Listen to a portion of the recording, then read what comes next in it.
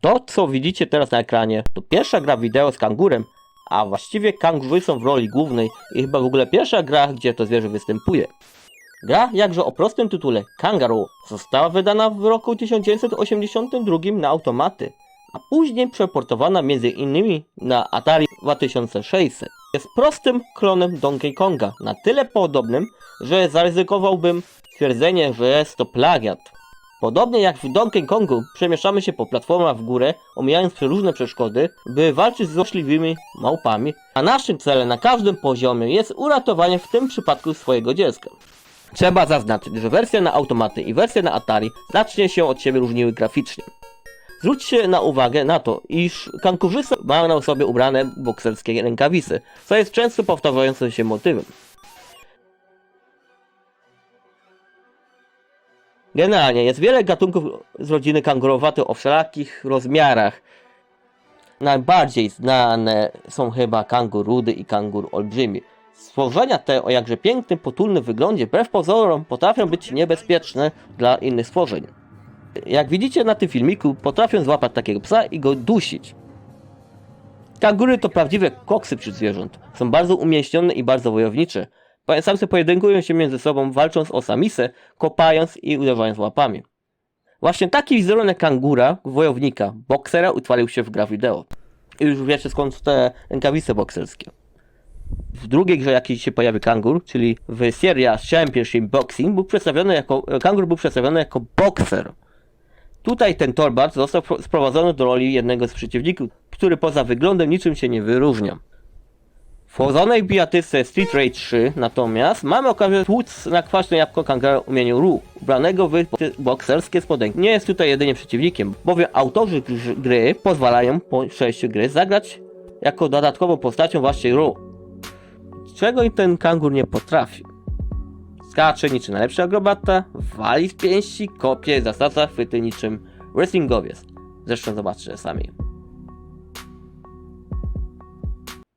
Jeśli graliście w serię Tekken, to kojarzycie na pewno Rogera, jednego z dostępnych wojowników. Zdecydowanie to jedna z najbawniejszych postaci z Tekkena.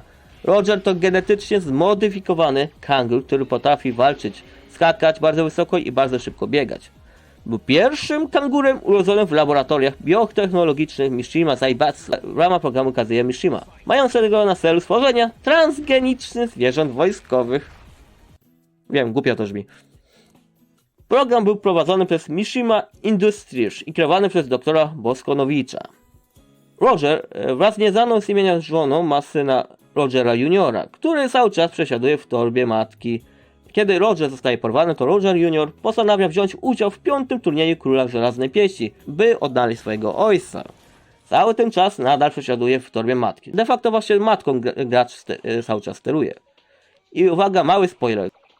Gdy wygrywa się kangurzonkiem turniej, wówczas Roger Junior odnajduje swojego tatę w nieczynnym laboratorium. Odkrywa, że Rogers wylegują się na sofie i oglądając kreskówki, najwyraźniej nie przejmują się swoją rodziną ani obowiązkami ojcowskimi. Roger Junior jest szokowany. Później Roger odbuduje relacje rodzinne m.in. poprzez wspólne treningi z synem. A warto dodać, że ma swojego dziwnego, jaszczurego klona o imieniu Alex, który ma dokładne ruchy takie same jak Roger. Warto jeszcze wspomnieć o Kangaskanie, czyli krzyżówce kangura z dinozaurem i z mongołem. A czym ani tak wygląda ten Pokémon? Gdy wykluwa się z jaja, to od razu nawet się wykluwa w młodym Kangaskanie w torbie, co całkowicie nie ma sensu. Na samym początku przedstawiłem kangurzysę jako bohaterkę zręcznościówki czy tam platformówki. Oczywiście nie jest to jedyna platformówka, w której możemy tym zwierzęciem grać. Na przykład mamy taki tytuł jak Run Rule na systemie iOS, gdzie wcielamy się kangurzysę matkę, która poszukuje swojego porwanego syna. Bo nie mamy pełnej kontroli nad postacią, bo sama biegnie do przodu, a nasza aktywność ogranicza się jedynie do naciśnięcia przycisku skoku w odpowiednim momencie przed przeszkodą. Oczywiście z poziomu na poziom skomplikowanie przeskazajek rośnie, a my musimy wykazać się lepszą zręcznością. Przejdźmy jednak teraz do serii Spyro. W trzeciej odsłonie gry pod tytułem Year of Dragon po raz pierwszy w Spyro gracze mogli zagrać pobocznymi postaciami, a pierwszą z nich była kangurzyca Sheila.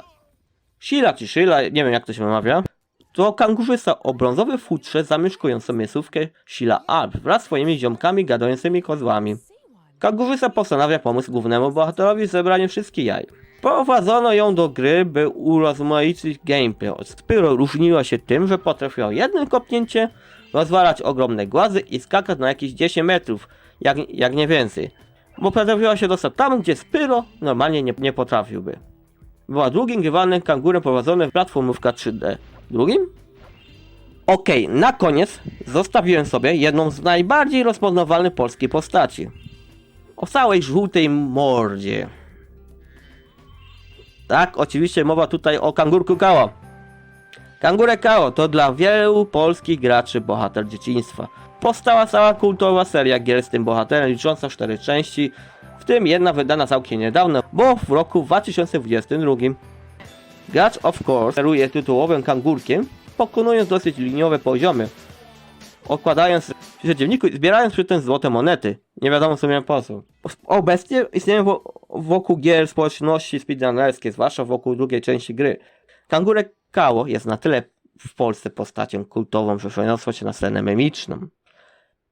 Jako, że nie umiem robić zakończeń, powiem tylko, że żegnam się i dajcie znać w komentarzach, czy znacie jakieś kangury w Gawidowie. Nara.